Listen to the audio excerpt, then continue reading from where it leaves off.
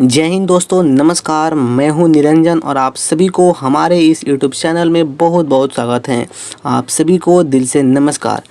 दोस्तों, हम लोग पढ़ रहे हैं रेलवे सम्मान विज्ञान का प्रैक्टिस सेट इसके झा सर का, जिनमें से 60 सेट तो पहले ही कंप्लीट हो गया है और आगे हम इस वीडियो में देखने वाले हैं सेट नंबर 8 और इस सेट के हर एक क्वेश्चंस को संपूर्ण विश्लेषण के साथ यहाँ पर डिस्कस में करने वाला हूँ और विशेष रूप से न्यूमेरिकल को पूरे विस्तार से स्टेप बाय स्टेप आपको मैं एक्सप्लेन करके मैं समझाने वाला हूँ। और मैं बात कर लूँ मैं PDF फाइल का, तो PDF फाइल आपको मिल जाएगा टेलीग्राम पर। हर एक सेट का PDF फाइल वहाँ पे मैं डाल देता हूँ वीडियो के साथ ही, तो आप लोग वीडियो के डिस्क्रिप्शन में इसका लिंक मैं डाल दिया हूँ, वहाँ से आप चेकआउट करके PDF को डाउनलोड वहाँ से कर सकते हैं। और दोस्तों, आप लोग अभी तक हमारे चैनल को सब्सक्राइब नहीं किए हैं तो इस चैनल को सब्सक्राइब कर लीजिएगा ताकि हमारा वीडियो आपके पास पहुंचता रहे। तो चलिए इस सेट को स्टार्ट करते हैं। दोस्तों, हम लोग आ गए हैं नंबर 1 प्रश्न पर। नंबर 1 प्रश्न देखिए क्या कह रहा है कि दूध से मक्खन निकाल लेने पर क्या होता है। दूध का डेंसिटी बढ़ता है कि घटता है कि अपरिवर्तित रहता है, और ऑप्शन डी दिया गया है उपयुक्त में से कोई नहीं। देखिए, सबसे पहले आपको समझना है, जैसे मान लीजिए कि ये हमारा कोई दूध है और दूध से मैं क्या कर रहा हूँ ना कि यहाँ से मक्खन में निकाल रहा हूँ। अब देखिए, दूध से जैसे ही मक्खन निकालेंगे ना तो जो मक्खन होता है दूध के सतह पर तैरने लगता है। अब देखिए दोस्त, मैं क्या बोल रहा हूँ कि जैसे ही मक्खन निकालेंगे तो जो मक्खन होता है वह दूध के सतह पर तैरने लगता है। अब देखिए, यहीं से एक कंसेप्ट यहाँ से निकल गया मेरे दोस्त। कोई भी वस्तु किसी चीज़ पर कब तैरता है, जब उस चीज़ का डेंसिटी उस वस्तु से बढ़ जाता है। मैं क्या बोल रहा हूँ, कोई भी वस्तु किसी चीज़ पर कब तैरता है, जब उस चीज़ का घनत्व उस वस्तु से बढ़ जाता है। अब देखिए, उसी प्रकार से इसमें मैं इस एग्जाम्पल को मैं यहाँ से फॉलो करा रहा हूँ, इस कंसेप्ट को। देखिए, दूध में मक्खन क्यों तैर रहा है, क्योंकि दूध का जो डेंसिटी है ना वह बढ़ गया है। तो मेरे दोस्त, यहाँ से स्पष्ट मेरा हो गया इस कंसेप्ट से कि दूध से मक्खन निकालने पर क्या होता है कि दूध का जो डेंसिटी होता है, जो घनत्व होता है वह बढ़ जाता है, इसलिए मक्खन जो होता है दूध पर तैरने लगता है। तो आपको ध्यान रखना है मेरे दोस्त। तो इसका उत्तर यहाँ पे क्या होने वाला है, तो इसका उत्तर होगा ऑप्शन ए, यानी कि दूध का घनत्व बढ़ता है। ओके, आते हैं नंबर 2 प्रश्न। देखिए, नंबर 2 प्रश्न क्या बोला है। प्रश्न बोला है जेट इंजन और रॉकेट के बारे में निम्नलिखित कथनों पर विचार कीजिए। अब देखिए, यहाँ पर 2 कथन यहाँ पे दिया गया है और आपको ऑप्शन के हिसाब से मारना है कि मतलब कि दोनों कथन में से कौन सा सही है, फर्स्ट सही है कि सेकंड सही है। ऑप्शन के हिसाब से आपको यहाँ से चेक करना है। देखिए, सबसे पहले ना यह जो दोनों जो कथन है यह दिया गया है जेट इंजन और रॉकेट के बारे में। देखिए, सबसे पहले आपको मैं यहाँ पे मैं कथन में पढ़ रहा हूँ और आपको मैं समझा रहा हूँ। देखिए, कथन 1 दिया गया है कि जेट इंजन अपनी ऑक्सीजन पूर्ति के लिए परिवेश की वायु का प्रयोग करता है। इसका मतलब ये हुआ कि जेट इंजन में जो ऑक्सीजन होता है ना वह अवमंडल से अवशोषित होता है, यानी कि अवमंडल से ऑक्सीजन को अवशोषित करके जेट इंजन जो होता है ईंधन के लिए यूज करता है। लेकिन अब देखिए, कथन 2 में यहाँ पर क्या दिया गया है, ध्यान देंगे कि रॉकेट अपनी ऑक्सीजन पूर्ति को गैस के रूप में और ईंधन में वहन करता है। देखिए, इसका मतलब ये हुआ कि जो रॉकेट होता है ना वह ऑक्सीजन अवमंडल से नहीं लेता है, वह रॉकेट में ही पहले से मौजूद होता है, यानी कि पहले से भरकर एक अलग टैंक में वहाँ पर रखा होता है जहाँ से रॉकेट यूज करता है ईंधन के रूप में ऑक्सीजन। तो देखिए दोस्त, ये 2 कथन दिया गया है। अब देखिए, आपके हिसाब से यहाँ पर क्या लग रहा है कि दोनों कथन कथन यहाँ पे सही हैं? ऑप्शन सी के अनुसार, ऑप्शन ए के अनुसार यहाँ पे केवल एक सही है, ऑप्शन बी के अनुसार केवल 2 सही हैं, ऑप्शन डी के अनुसार न तो 1 और न ही 2 यहाँ पर। तो दोस्त आपको ध्यान रखना है कि जो जेट इंजन जो होता है ना, यह वायुमंडल से ऑक्सीजन को अवशोषित करके ईंधन के रूप में यूज करता है। अब देखिए इसी बात को कथन 1 में दिया गया है, यानी कि कथन 1 जो है 100% सही है। ओके, अब देखिए इसी प्रकार से जो रॉकेट होते हैं ना, रॉकेट में भी यह गुण नहीं होता है कि यह वायुमंडल से ऑक्सीजन को अवशोषित करे। रॉकेट में पहले से ही अलग टैंक में ऑक्सीजन वहाँ पे भरा जाता है, जिसका यूज रॉकेट ईंधन के रूप में करता है। तो ये भी कथन हमारा यहाँ पे सही है। तो देखिए यहाँ से क्या स्पष्ट हो गया कि ये दोनों कथन यहाँ पे सही हैं। तो आपका जो उत्तर यहाँ पे जाने वाला है यह सी जाएगा, फर्स्ट और सेकेंड दोनों। तो दोस्त इस प्रकार से कथन वाला जब भी प्रश्न आए ना, तो आपको यदि थ्योरी का पर्सन हल्का फुल्का आपका कंप्लीट है ना, तो आप ऐसे प्रश्न को अच्छी प्रकार से हल कर सकते हैं। ठीक है, आते हैं अगले प्रश्न पर। देखिए अगला प्रश्न नंबर 3 बहुत ही अच्छा प्रश्न है। ये प्रश्न आरआरबी ग्रुप डी एग्जाम में बहुत बार रिपीट हुआ है। देखिए यह एक न्यूमेरिकल है। देखिए प्रश्न क्या बोला है कि एक उत्तल लेंस का अधिकतम आवर्धन क्षमता 8.5 है, तो इनका मान पावर में होगा। देखिए इसका मतलब ये हुआ ना कि यहाँ पर उत्तल लेंस का अधिकतम आवर्धन क्षमता यहाँ पे दे दिया गया है और हमसे पूछ रहा है ना कि इसका पावर क्या होगा, यानी कि इसका लेंस का क्षमता क्या होगा। तो हमें यहाँ से क्षमता निकालना है। तो चलिए आपको मैं सिखा रहा हूँ कि यह न्यूमेरिकल किस प्रकार से यहाँ पे हल होगा। देखिए दोस्त, सबसे पहले आपको एक सिंपल सा एक फार्मूला आपको ध्यान रखना होगा। देखिए फार्मूला क्या है कि सरल सूक्ष्मदर्शी बराबर एक फार्मूला होता है आवर्धन, यानी कि m बराबर 1 + d बटा में f होता है। देखिए अब यहाँ पे d क्या होता है, तो जो d होता है, d वस्तु का दूरी होता है और f फोकस दूरी होता है। अब देखिए इस प्रश्न में क्या क्या यहाँ पे दिया गया है। देखिए इस प्रश्न में बस ओनली आवर्धन दिया गया है, यानी कि m का मान यहाँ पे दिया गया है। तो मैं यहाँ से क्या किया हूँ ना कि m का मान मैं यहाँ से पुट कर लिया हूँ 8.5। अब देखिए इस प्रश्न में न्यूनतम डिस्टेंस नहीं दिया गया है, लेकिन देखिए हम लोग जानते हैं बचपन से ही कि जो आँख के लिए जो न्यूनतम जो डिस्टेंस होता है वह 25 सेंटीमीटर होता है। तो देखिए यहाँ से मैं d बराबर 25 सेंटीमीटर कर लिया हूँ और इसे मीटर में कन्वर्ट कर लिया हूँ। तो ये हो गया है d बराबर 0.25 मीटर हो गया है। अब देखिए उसी प्रकार से मैं d का मान में यहाँ से मैं पुट कर दिया हूँ 0.25। अब आपके मन में सवाल कि सर जी यहाँ पे d बटा में f है और आप इसको यहाँ पे लिख डाले हैं d × p। दोस्त देखिए लेंस की क्षमता बराबर 1 बटा में f होता है। तो देखिए ना यहाँ पे 1 बटा में f है ना, तो 1 बटा के f के स्थान पर मैं यहाँ से p लिख दिया हूँ। तो वही तो बात यहाँ पर है। अब देखिए इसके आगे मैं यहाँ से क्या किया हूँ, ये p से यहाँ पे गुना हो गया। तो डायरेक्ट मारा पीटी यहाँ से करने के बाद मैं यहाँ से लेंस की क्षमता मैं यहाँ से फाइंड कर लिया हूँ 7.50 बटा में 0.25 और इसको यहाँ से भागा होगा। यहाँ पे करने के बाद ये डायरेक्ट यहाँ पे आ गया है टी से डायरेक्टर, और डायरेक्टर जो होता है लेंस का क्षमता का वह यूनिट होता है। तो यही इसका उत्तर यहाँ पे दोस्त होने वाला है।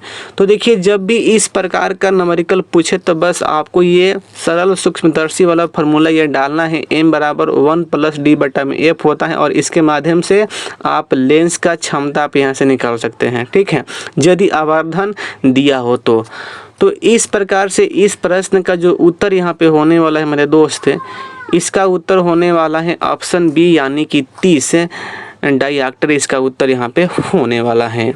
तो आइए आता हूँ अगले प्रश्न पर। देखिए अगला प्रश्न नंबर 4 क्या कह रहा है। देखिए 4 नंबर प्रश्न कह रहा है कि यदि एक वस्तु त्रिज्या r के एक वृत्तीय पथ पर एक चक्कर लगाने में t सेकेंड लेती हैं तो वेग क्या होगा। देखिए ये बहुत अच्छा प्रश्न है, एकदम बच्चा वाला। बच्चा लोग इसका उत्तर जानते होंगे, लेकिन ध्यान से समझेंगे। बहुत लोग इसमें फंस भी जाते हैं। देखिए उल्टा पुल्टा आंसर यहाँ पे मार देते हैं।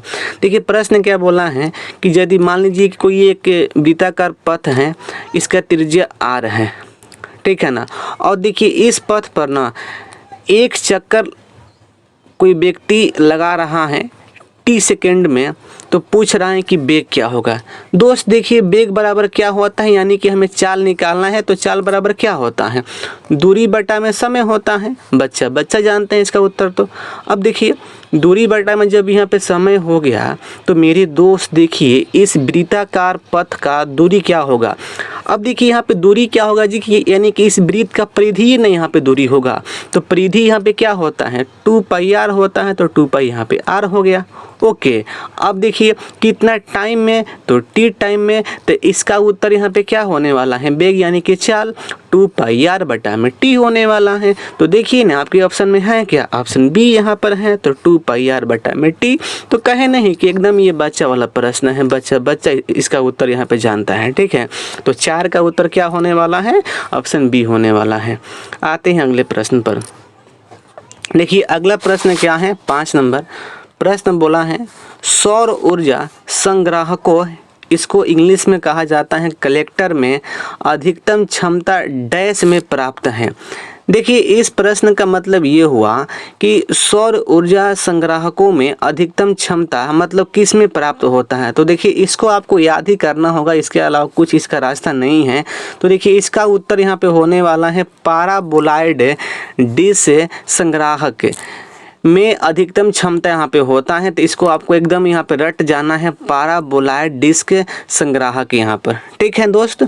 आता हूँ अगले प्रश्न पर। देखिए अगला प्रश्न यहाँ पे नंबर 6 नंबर प्रश्न यहाँ पे क्या बोला है। देखिए ये भी प्रश्न बहुत इंपॉर्टेंट प्रश्न है, VBI।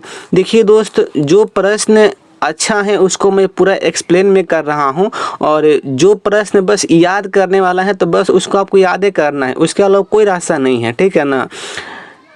तो देखिए ये प्रश्न बहुत इंपॉर्टेंट प्रश्न है, और ये प्रश्न आरआरबी ग्रुप डी एग्जाम में बहुत बार पूछा हुआ है, एकदम सेम डाटा के साथ। तो इसको आपको अच्छी प्रकार से यहाँ पे समझना है कि ऐसा जो न्यूमेरिकल होता है वो कैसे हल होता है। देखिए प्रश्न में यहाँ पे क्या बोला है, प्रश्न में बोला है कि 500 हर्ट्ज आवृत्ति का स्रोत 0.4 मीटर तरंग दैर्घ्य की तरंगे उत्सर्जित करता है, तो तरंग को 600 मीटर की दूरी तय करने में कितना समय लगेगा।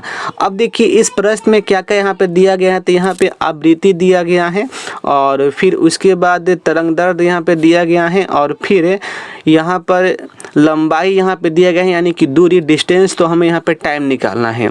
तो चलिए इसको मैं आपको सिखाता हूँ कि ये प्रश्न कैसे यहाँ पे सॉल्व होगा। देखिए दोस्त सबसे पहले जो ये प्रश्न में दिया गया है उसको मैं यहाँ पे लिख लिया हूँ। देखिए सबसे पहले मैं यहाँ पे लिखा हूँ म्यू, यानी कि जो आवृत्ति यहाँ पे दिया गया है वह 500 हर्ट्ज दिया गया है, तो मैं यहाँ से डाल लिया हूँ। और फिर उसके बाद लेमडा यानी कि वेवलेंथ यानी कि तरंग दैर्घ्य यहाँ पे दिया गया है 0.4 मीटर, तो इसको यहाँ से मैं पुटिंग कर लिया हूँ, ठीक है। और देखिए उसके बाद यहाँ पे डिस्टेंस दिया गया है 600 मीटर, और हमें यहाँ से टाइम निकालना है। ओके, अब देखिए टाइम कब निकलेगा, जब हमें चाल मालूम हो, यानी कि वेग इसका मालूम हो जाए तो हम टाइम निकाल सकते हैं, क्योंकि टाइम बराबर दूरी बटा में चाल होता है। तो दूरी हमारे पास अलग है और चाल में यहाँ से मैं निकाल सकता हूँ, तो टाइम हमारे यहाँ से आ जाएगा। तो दोस्त देखिए मैं सबसे पहले मैं क्या किया हूँ ना, मैं वेग में यहाँ से मैं फाइंड किया हूँ। देखिए तो देखिए एक वेग के संबंध में एक फार्मूला होता है, v बराबर म्यू इंटू लेमडा होता है। अब देखिए इसी पर मैं क्या किया हूँ कि म्यू का मान यहाँ पे 500 हो गया है, लेमडा का मान यहाँ पे 0.4 हो गया है, तो यह 200 मीटर प्रति सेकंड आ गया, यानी कि ये स्पीड आ गया। तो बस हमें टाइम निकालना है। तो टाइम का फार्मूला क्या होता है, तो दूरी बटा में चाल होता है। तो बस ये दूरी दिया है 600 और चाल दिया है 200, तो ये आ गया 3 सेकेंड यहाँ पे आ गया। तो देखिए जब भी इस प्रकार का न्यूमेरिकल एग्जाम में आए या कहीं पर भी आपको दिख जाए तो आपको सीधे यही फार्मूला पुटिंग करना है और इसी माध्यम से आपको यहाँ पे हल करना है, ठीक है। आते हैं अगले प्रश्न पर। देखिए तो इस प्रश्न का उत्तर यहाँ पे कितना होने वाला है, तो इसका यहाँ पे उत्तर होने वाला है ऑप्शन सी, यानी कि 3 सेकेंड इस प्रश्न का उत्तर होने वाला है, यानी कि 6 नंबर का। दोस्तों अब मैं आता हूँ 7 नंबर प्रश्न पर। देखिए 7 नंबर प्रश्न भी बहुत इम्पोर्टेंट प्रश्न है, एकदम VVI। यही प्रश्न बहुत बार RRB ग्रुप डी एग्ज़ाम में पूछा गया है प्रश्न। ये देखिए प्रश्न क्या बोला है कि किसी एक परमाणविक और द्विपरमाणुवी गैस की समान मात्राओं को समान ऊष्मा देने पर ताप में वृद्धि अधिक होगी। यानी कि किस में ताप में वृद्धि अधिक होगी, एक परमाणविक में कि द्विपरमाणुविक गैस में, ये बताना है। देखिए सबसे पहले आपको समझना है कि एक परमाणुवी गैस कौन कौन होता है और द्विपरमाणुविक गैस कौन कौन होता है। देखिए मैं बात करूं एक परमाणुविक गैस के बारे में, तो देखिए जितना भी अकीरिय गैस होता है ना, जैसे हीलियम हो गया, नियोन हो गया, आर्गन हो गया, ये सारा एक परमाणुवी गैस होता है। अब देखिए मैं बात में कर लूँ द्विपरमाणुवी गैस का, तो देखिए इसमें आता है अकीरिय गैस को छुड़ाकर, जैसे O2 हो गया, N2 हो गया, Cl2 हो गया, ETC इत्यादि, ठीक है ना। तो ये सारा द्विपरमाणुवी गैस यहाँ पे होता है। आपको ये स्पष्ट हो गया कि दोनों में अंतर क्या है। अब देखिए प्रश्न क्या बोला है कि एक परमाणुवी और द्विपरमाणुवी गैस की समान मात्राओं को समान ऊष्मा देने पर ताप में वृद्धि होगा, यानी कि किस में। तो देखिए आपको ध्यान रखना है ना कि ताप में जो वृद्धि होता है वह एक परमाणुवी जो गैस होते हैं ना, इसमें ताप में वृद्धि होता है। एकदम इसको याद रखना है, इसके अलावा कोई चारा नहीं है इसको। तो इसको एकदम आप याद कर लेंगे कि एक परमाणुवी जो गैस होते हैं इसमें ताप में वृद्धि होता है। तो इस प्रश्न का उत्तर जो होने वाला है ऑप्शन ए होगा, यानी कि एक परमाणुवी गैस में।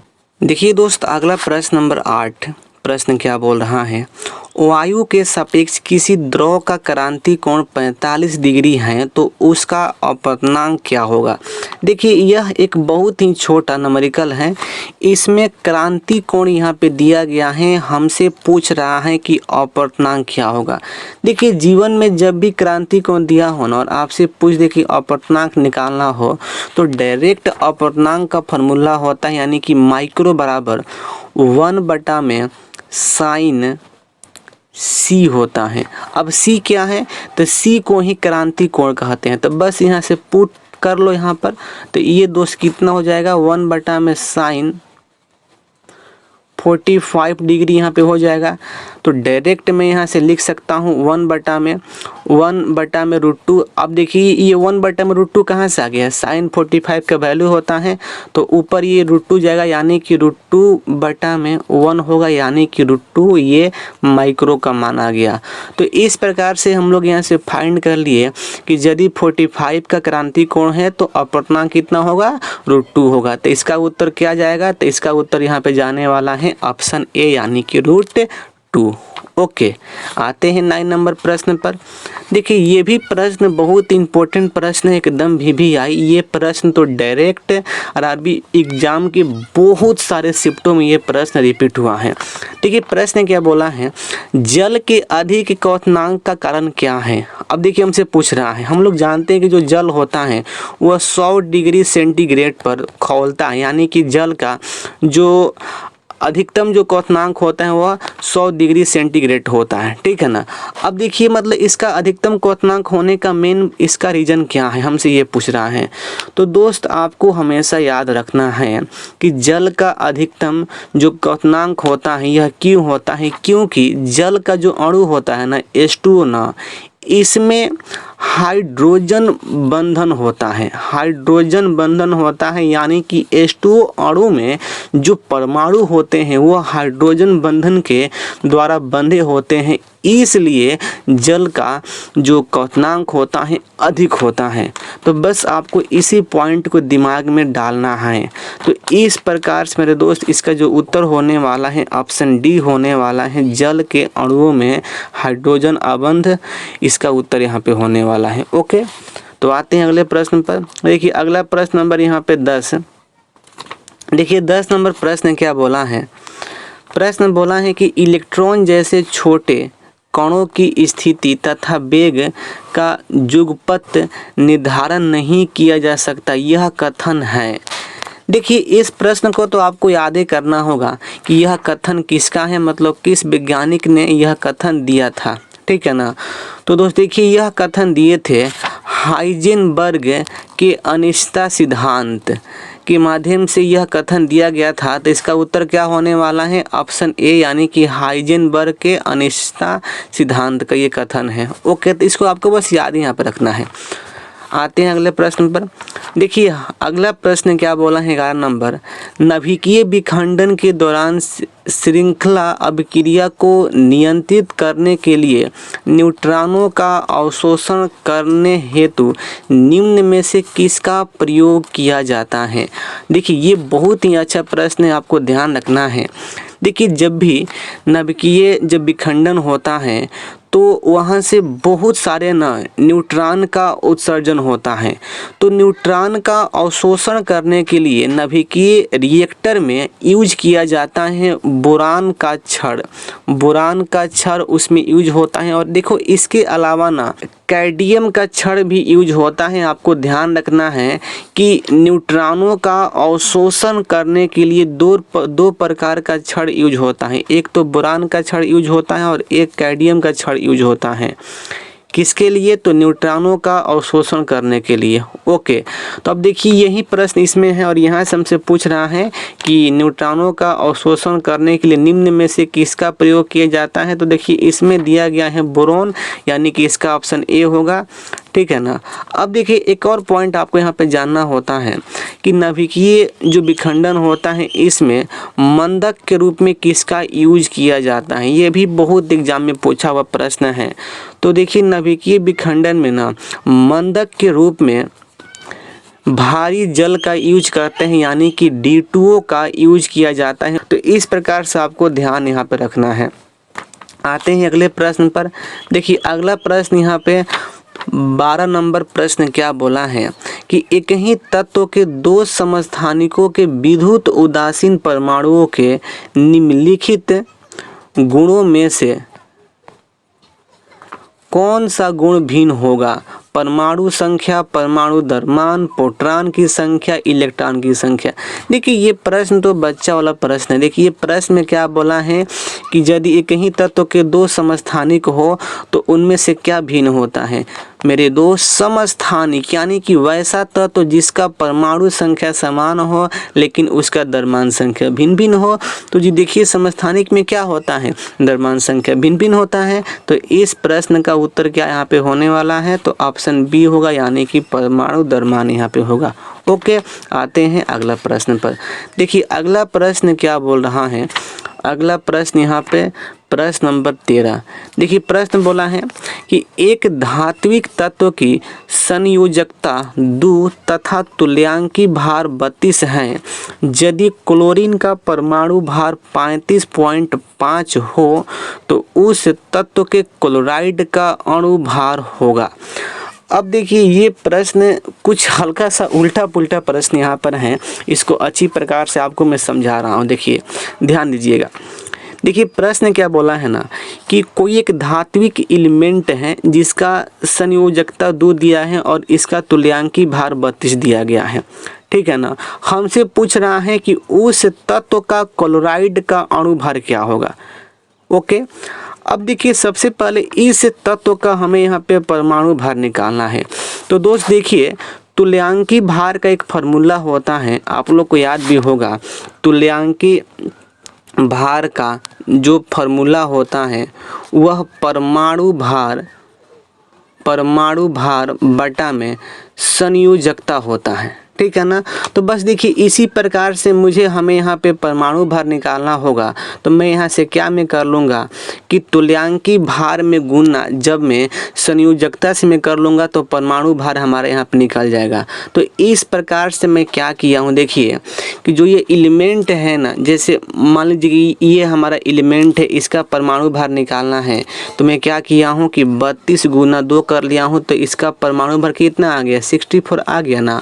अब अब देखिए इसके नीचे दिया गया है क्लोरीन का परमाणु भार दिया गया है 35.5।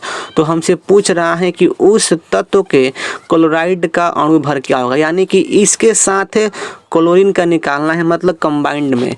तो जैसे मान लीजिए कि ये कोई एलिमेंट हमारा I है और इसके साथ Cl2 का निकालना है, बस यही हमें फाइंड करना है। तो इसका तो हमारा हो ही गया यहाँ पे 64। अब देखिए इसमें हमें ऐड करना है। देखिए एक क्लोरीन का यहाँ पे कितना है 35.5 है ना।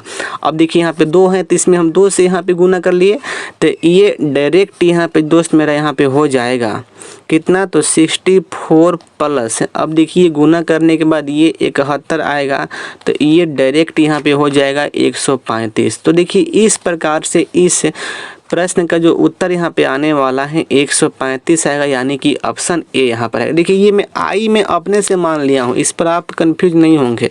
आई में मान लिया कि आई नाम का कोई एलिमेंट यहाँ पर है, ठीक है ना। तो इस प्रकार से इसका उत्तर होने वाला है 135। ओके, तो देखिए आपके ऑप्शन में दिया गया है ऑप्शन ए इसका राइट उत्तर होगा। आते हैं अगला प्रश्न 14 पर। देखिए ये प्रश्न क्या बोला है कि NaOH का तुल्यांकी भार क्या होगा, तो बस वही प्रश्न है। तो देखिए हम लोग जानते हैं बचपन से ही कि तुल्यांकी भार का फॉर्मूला क्या होता है, तो परमाणु भार बटा में संयोजकता होता है, ठीक है ना। तो देखिए इसका NaOH का परमाणु भार क्या होगा, देखिए आपको निकालने में सिखा देता हूँ। देखिए कुछ नहीं करना है, जब भी परमाणु भार निकालना हो तो क्या करिए, इसके जो परमाणु द्रव्यमान है उसको वहाँ पे ऐड कर लीजिए। तो सोडियम का कितना होता है 23 होता है, ऑक्सीजन का 16 होता है, हाइड्रोजन का 1 होता है। तो इसको जोड़ने के बाद ये कितना आएगा, तो ये मेरे दोस्त यहाँ पे आएगा 40 यहाँ पे आएगा। तो बस तो तुल्यांकी भार का फार्मूला क्या होता है, तुल्यांकी भार का फार्मूला क्या होता है, तो परमाणु भार बटा में संयोजकता होता। अब देखिए दोस्त मैं यहाँ से क्या किया हूँ, तो 40 बटा में, अब देखिए NaOH का ना जो संयोजकता जो होता है वह 1 होता है, तो 40 में 1 से भाग करने पर ये यहाँ पे आ जाएगा 40। तो इसका तुल्यांकी जो भार यहाँ पे हो जाएगा ऑप्शन सी यानी कि 40। देखिए तुल्यांकी भार का फार्मूला तो मैं हर एक सेट में मैं बता रहा हूँ, क्योंकि देखिए इस टाइप का क्वेश्चंस हर एक सेट में पूछा गया है। और देखिए ये क्वेश्चंस तो हर एक एग्जाम में पूछता है, खासकर रूप से आरआरबी ग्रुप डी एग्जाम में तो बहुत शिफ्टों में तुल्यांकी भार निकालने का क्वेश्चन पूछा हुआ है। तो इसको आपको एकदम याद है, यहाँ पे कर लेना है, ठीक है ना। देखिए दोस्त अब मैं आ गया हूँ नंबर 15 प्रश्न पर। देखिए प्रश्न क्या बोला है, नाभिक से निकलने वाले विकिरणों में किसकी वेदन क्षमता सर्वाधिक होती है। देखिए वेदन क्षमता वाला प्रश्न मारने के लिए बस आपको एक पैटर्न यहाँ पे ध्यान रखना है। देखिए पैटर्न क्या होता है कि जो नाभिक होता है, नाभिक से 3 प्रकार की जो विकिरणें होती हैं वह निकलती हैं।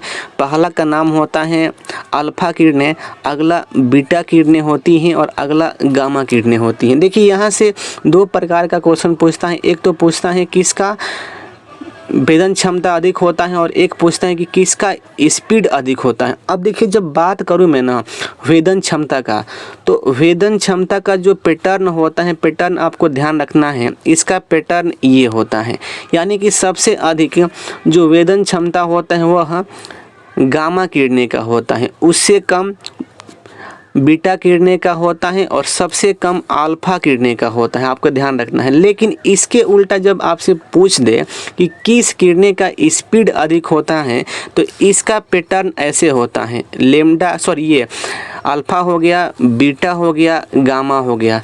तो इसका पैटर्न यहाँ पे इस प्रकार से होता है, ठीक है, इसका पैटर्न ऐसे हो गया। तो इस प्रकार में क्या होता है कि सबसे अधिक स्पीड अल्फा का होता है, उसके बाद बीटा का होता है, उसके बाद गामा का होता है। तो आपको ये दोनों पैटर्न ध्यान रखना है, वेदन क्षमता का और फिर यहाँ पे स्पीड का, ठीक है ना, यहीं से क्वेश्चन बनता है।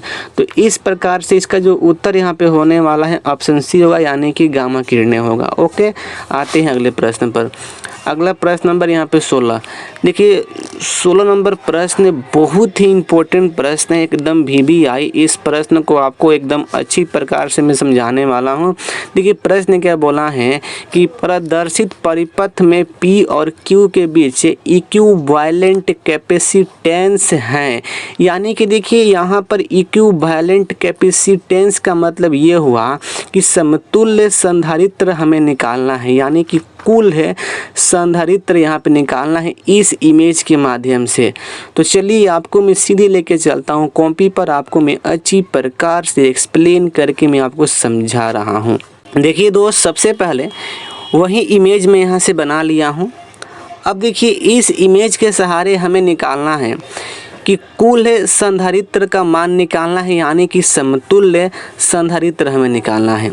अब देखिए इस इमेज में क्या हुआ है ना कि दो जो संधारित्र जो हैं यह दोनों को जोड़ा गया है समांतर क्रम में, लेकिन इस दोनों को जोड़ा गया है श्रेणी क्रम में। तो मैं सबसे पहले मैं क्या कर रहा हूँ ना कि इस दोनों को पहले मैं समांतर क्रम में जोड़कर इसको मैं कन्वर्ट कर रहा हूँ श्रेणी क्रम में। तो देखिए मैं यहाँ से क्या किया हूँ, देखिए तो आप ध्यान देंगे मैं यहाँ से क्या किया हूँ कि समांतर क्रम में जुड़े संधारित्र का कुल है संधारित्र यानी कि C इक्विवेलेंट हमें निकालना है। तो देखिए इसका जो फार्मूला होता है C1 प्लस C2 होता है, एकदम सिंपल वाला। तो बस देखिए C1 दिया गया है 3, तो 3 यहाँ पे हो गया है, और C2 दिया गया है 3, तो 3 हो गया है।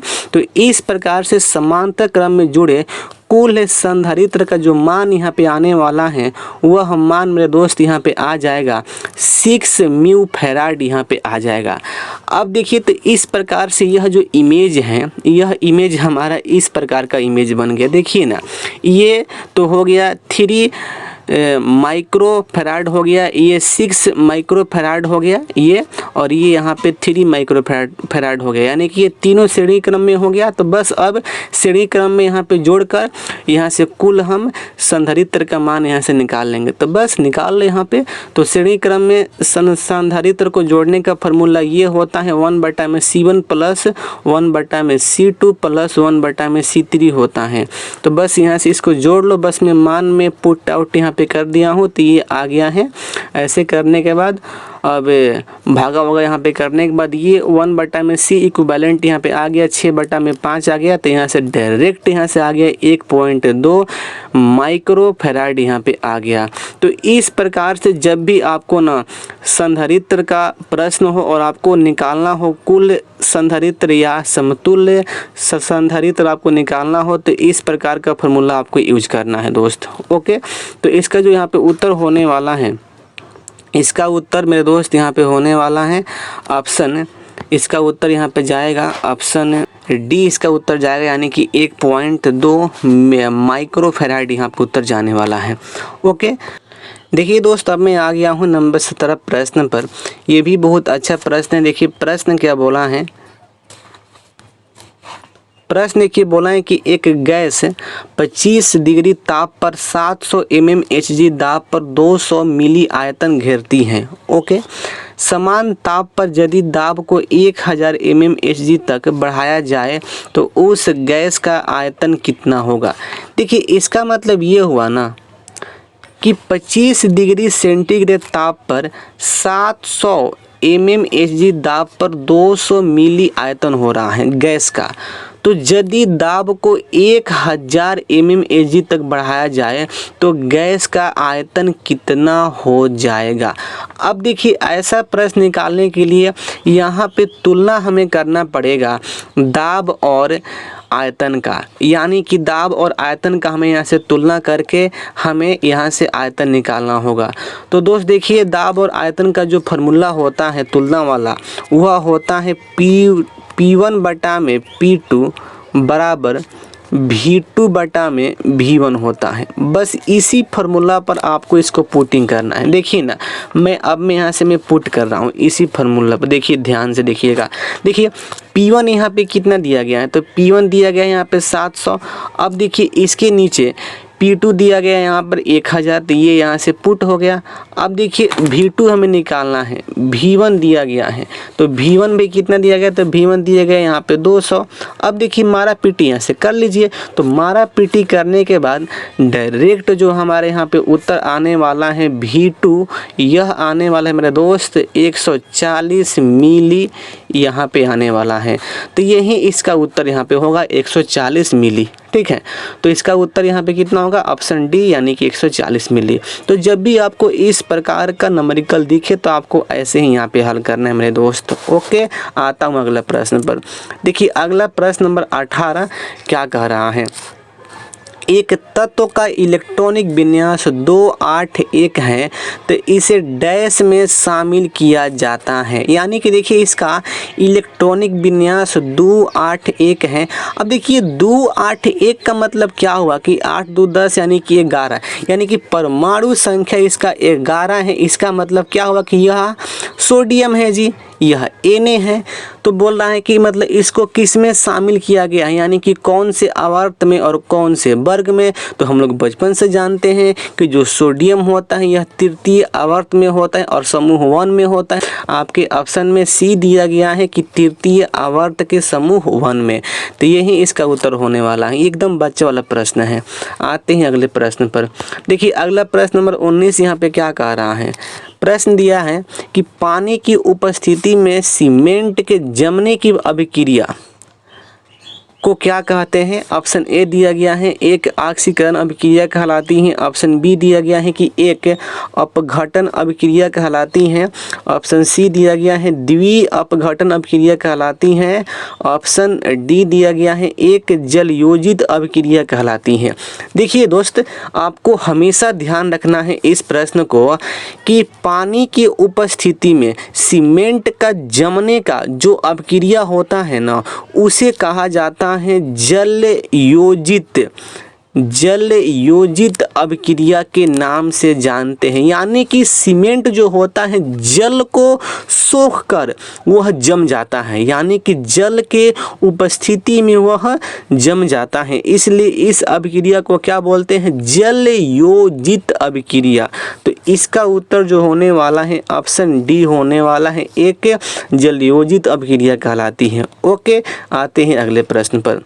देखिए दोस्त अगला प्रश्न क्या है, 20 नंबर, निषेचित अंडाणु के इम्प्लांटेशन के लिए गर्भाशय कौन सा हार्मोन तैयार करता है। देखिए आपको हल्का सा एक वर्ड में यहाँ पे डाउट होगा कि ये वर्ड क्या बोला है, इम्प्लांटेशन। देखिए इसका मतलब ये हुआ कि मतलब उसके डेवलपमेंट, यानी कि निषेचित जो अंडाणु होते हैं उसके डेवलपमेंट के लिए गर्भाशय में कौन सा हार्मोन तैयार करता है, यानी कि जो गर्भाशय होता है, जो यूटेरस होता है, वह कौन सा हार्मोन को तैयार करता है अंडाणु को विकास के लिए। तो गाइस देखिए उसको कहा जाता है एस्ट्रोजोन हार्मोन। एस्ट्रोजोन जो हार्मोन होता है, एस्ट्रोजोन जो हार्मोन होता है, इस हार्मोन का निर्माण गर्भाशय में होता है और यही हार्मोन क्या करता है, तो निषेचित अंडाणु के विकास में सहायक होता है। अब देखिए एक पॉइंट यहाँ से एक और पूछता है कि महिलाओं में ये जो हार्मोन होता है, एस्ट्रोजोन जो हार्मोन होता है, इसका स्राव कहाँ से होता है। तो दोस्त इसका जो स्राव होता है ओवरी और प्लेसेंटा से होता है। आपको ध्यान रखना है कि एस्ट्रोजोन जो हार्मोन होता है इसका स्राव प्लेसेंटा और ओवरी से होता है, ठीक है। और इसका कार्य क्या है, तो इसका कार्य क्या है कि निषेचित अंडाणु के जो होते हैं इसके डेवलपमेंट में सहायता करना। ओके, अब आते हैं अगले प्रश्न पर। तो देखिए इस प्रश्न का उत्तर तो यहाँ पे जाने गए हैं, इसका उत्तर क्या होने वाला है, ऑप्शन सी यहाँ पे होने वाला है। आते हैं अगला प्रश्न 21 नंबर। तो 21 नंबर प्रश्न क्या बोला है कि प्लाज्मा जो रक्त का एक संगठक है, एक क्या है, कोशिका हैं, पेशी हैं, द्रव हैं, ऊतक हैं। भाई प्लाज्मा तो बच्चा जानता है कि जो प्लाज्मा होता है ना, प्लाज्मा वह द्रव होता है। तो इस प्रश्न का दोस्त उत्तर क्या होने वाला है, ऑप्शन सी यानी कि द्रव होता है। अब देखिए प्लाज्मा क्या है, तो प्लाज्मा एक लिक्विड है, एक द्रव है जो रक्त में पाया जाता है। लेकिन देखिए रक्त में कितना परसेंट पाया जाता है, तो रक्त में 55 से 60% जो रक्त का जो भाग होता है वह प्लाज्मा होता है। और इसके अलावा जो ब्लड में जो भाग होता है उसे आरबीसी, डब्ल्यूबीसी और उसे प्लेटलेट्स के नाम से जानते हैं। अब देखिए बहुत बार क्वेश्चन ये भी पूछा गया है कि प्लाज्मा में कितना परसेंट पानी होता है। तो देखिए प्लाज्मा में ना 90 से 95% पानी होता है, ये भी आपको ध्यान रखना है। दोस्त अब मैं आ रहा हूँ 22 नंबर प्रश्न पर। देखिए 22 नंबर प्रश्न क्या बोला है, शरीर का कौन सा अंग खून के शुद्धिकरण से संबंधित है। तो इसका प्रश्न का उत्तर तो बच्चा जानता है कि ब्लड में हमारे बॉडी में कौन सा अंग जो होता है जो ब्लड को एकदम शुद्धिकरण करता है, यानी कि उसको शुद्ध करता है। तो दोस्त उसे कहा जाता है गुद्दा, यानी कि ब्रीक, यानी कि किडनी। तो इसका उत्तर क्या होने वाला है, ऑप्शन सी होने वाला है। ओके, आते हैं अगले प्रश्न पर। देखिए अगला प्रश्न नंबर यहाँ पे 23। देखिए प्रश्न क्या बोला है कि किडनी की संरचनात्मक इकाई है। ये भी प्रश्न का उत्तर तो बच्चा जानता है कि किडनी का जो संरचनात्मक जो इकाई होता है वह नेफ्रॉन होता है। तो इसका उत्तर क्या होगा, ऑप्शन डी होगा मेरे दोस्त, ठीक है ना। आते हैं अगले प्रश्न पर।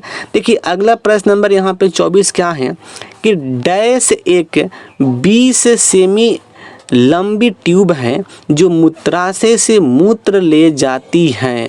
अब देखिए इसको भाई क्या बोलते हैं, अंडकोशी की थैली में मूत्र मार्ग, लिंग, वृषण। मेरे दोस्त ये तो कॉमन सेंस का प्रश्न है कि जो मूत्र मार्ग जो होता है ना, यह 20 सेंटीमीटर की लंबी ट्यूब होता है जो मूत्राशय से मूत्र ले जाता है। तो इसका उत्तर यहाँ पे क्या होने वाला है, ऑप्शन बी होने वाला है। देखिए दोस्त अगला प्रश्न यहाँ पे 25 नंबर है। प्रश्न क्या बोल रहा है कि निम्नलिखित में से कौन सा आँख का एक विकार है। अब देखिए आपको एक वर्ड में यहाँ पे कंफ्यूज हो रहा होगा, विकार मतलब क्या होता है। देखिए सबसे पहले यह प्रश्न आरआरबी ग्रुप डी एग्जाम में बहुत बार पूछा हुआ है, एकदम सेम प्रश्न, यही प्रश्न रिपीट हुआ है। देखिए सबसे पहले आपको समझना है कि विकार का मतलब क्या होता है। तो दोस्त विकार का मतलब होता है रोग, यानी कि प्रश्न हमसे पूछ रहा है कि निम्नलिखित में से कौन सा आँख का एक रोग है। मेरे दोस्त चलिए पहचानते हैं। ऑप्शन ए दिया है साइनस, ऑप्शन बी दिया है गठिया, ऑप्शन सी दिया है पोलिया और ऑप्शन डी दिया है निकट दृष्टि दोष। तो हम लोग बचपन से जानते हैं कि साइनस आँख का रोग नहीं है, गठिया आँख का रोग नहीं है, पोलिया जो है आँख का रोग नहीं है, लेकिन निकट दृष्टि जो दोष है मेरे दोस्त यह आँख का रोग है, ठीक है। तो इस प्रकार से इस प्रश्न का जो उत्तर होने वाला है ऑप्शन डी होने वाला है, निकट दृष्टि दोष। ओके तो दोस्त इस प्रकार से हम लोग इस सेट का पूरा 25 क्वेश्चंस यहाँ पे कंप्लीट कर लिए हैं। और आपको किसी भी क्वेश्चंस में किसी भी प्रकार का प्रॉब्लम हुआ है तो आप हमसे टेलीग्राम पर या कमेंट बॉक्स में कमेंट करके आप हमसे पूछ सकते हैं। और फिर मिलते हैं अगले सेट में। और जो भी हमारे दोस्त अभी तक इस चैनल को सब्सक्राइब नहीं किए तो इस चैनल को सब्सक्राइब कर लीजिएगा और इस वीडियो को अपने सारे मित्रों में शेयर भी कर दीजिएगा। और इस वीडियो को आपको अच्छा लगा है ये हमारा सेशन तो इस वीडियो को अपने मर्जी से लाइक भी कर दीजिएगा। तो चलिए बस आज के लिए इतना ही। तो जय हिंद, वंदे मातरम, नमस्कार मेरे दोस्त।